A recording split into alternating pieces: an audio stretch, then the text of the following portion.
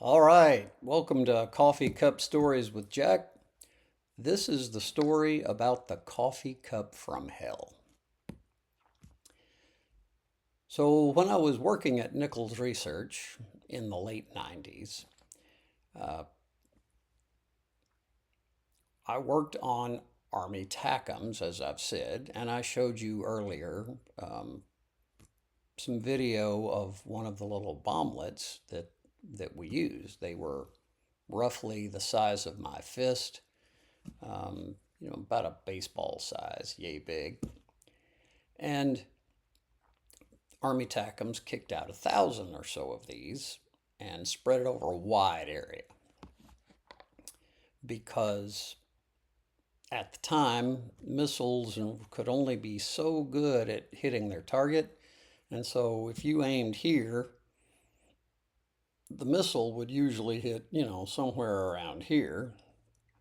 And if you had just one big warhead exploding, it might or might not damage this thing. So if you put these, we call them improved conventional munitions, and Army TACMs used these, and MLRS used something similar, just a different version. And they would spread all over and they would encompass this target in spite of the errors that you had, which was great and everybody loved it. But at the time, and again, this was the 90s,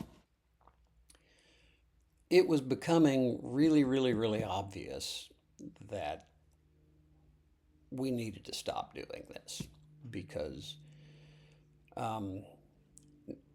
all of those didn't blow up. There was a certain dead rate. So you would leave some of these things laying around on the ground and they were dangerous. And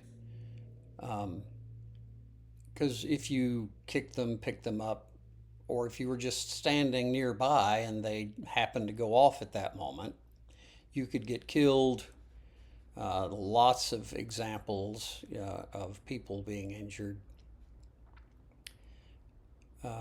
There was a big global treaty at the time to get rid of landmines because of problems like that. Well, the U.S. didn't sign that because it also covered these improved conventional munitions, the little things. Because you've got, citizens or civilians, little kids, just getting killed or maimed for life by these things. So we wanted to be able to sign that treaty, or we wanted at least to be in compliance with the treaty, whether we signed it or not. But we couldn't give up the effectiveness of our weapons. So the directive came down, right, figure out a way to bring us into compliance with that. So nobody knew how to do that. But just about that time, GPS came into being. And if you put GPS on the missile knows where it is very accurately. And if the missile knows where it is very accurately, then it can hit its target very precisely. So we're like, we'll use that. And so we put GPS on the missiles and it was very, very precise. Okay, so now we've solved the accuracy problem.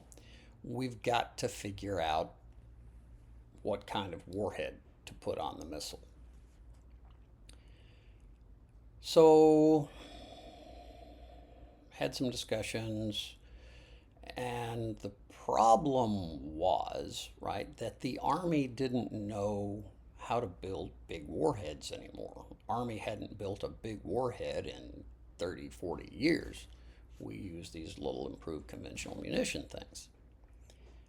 And the Air Force, they used big bombs, but they didn't use big missiles. The things they had used missiles for was to shoot down airplanes, and so those warheads were pretty small. It turns out that the Navy, though, knew still how to build big warheads for missiles because one of the things they use their missiles for is to sink ships, which requires a kind of a big warhead. So, got on the phone, had some conversations, and I went out to the Naval Air Warfare Center in China Lake, California.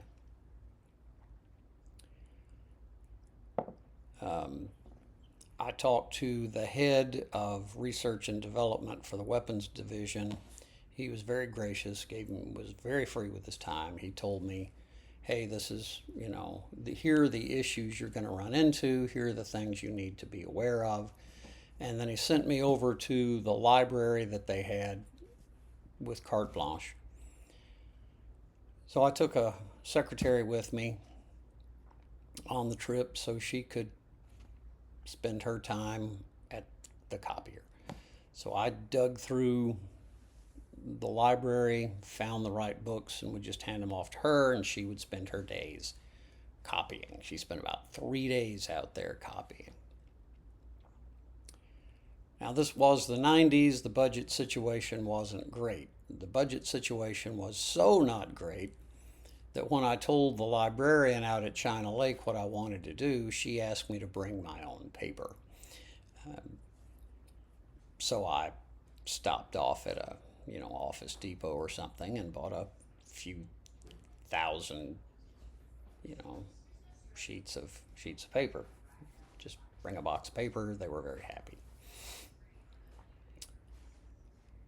But anyway, we used that information, took it home, used it, came up with a good solution. Great, we're happy. Now, China Lake is about 150 miles north of Los Angeles. It's out in the middle of the desert. In fact, it butts right up against Death Valley. And it's the Navy's largest land holding. It's huge. So they can fly planes around there, they can shoot missiles, they can blow stuff up. Nobody cares because nobody lives there. The nearest town, which is right near the actual base, near the part the people live on, is called Ridgecrest, California. So that's where our hotels were. We get in the car, we're driving north out of Los Angeles. We drive, and we get to Ridgecrest, and at first I thought maybe the Ridgecrest's rival town or something had put this up because it looked like something an enemy would do.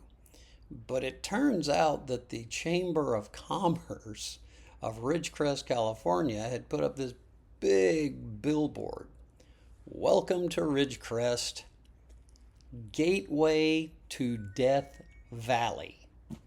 Well, and that's pretty much like saying welcome to hell. But that's where the coffee cup came from. So here's the coffee cup from hell.